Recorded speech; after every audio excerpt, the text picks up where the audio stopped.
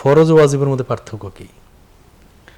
ফরজ আর ওয়াজিব বলতে পার্থক্য বলতে এটা শব্দগত পার্থক্য, আর একটা হচ্ছে যে এটার পারিভাষিক পার্থক্য, হুকুমগত যে পার্থক্য।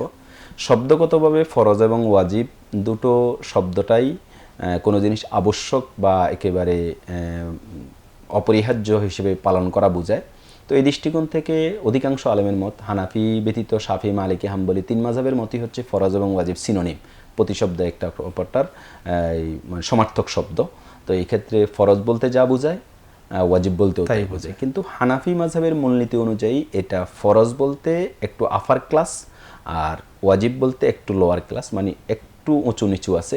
যে ফরজটা অবশ্যই পালনীয়, এটা অস্বীকার করলে কাফের হয়ে যাবে, এবং এটা মানে কোরআনী কারিম অথবা একেবারে অকাট্য দলিল দ্বারা সাব্যস্ত এরকম জিনিসগুলোকে ফরজ বলে। আর ওয়াজিবটাও পালন করতে হবে এবং অবশ্যই পালনীয়, না করলে কবিরা গুনাহ হবে, কিন্তু সেটা কোনো ক্ষেত্রে অস্বীকার করলে কাফের হয় না।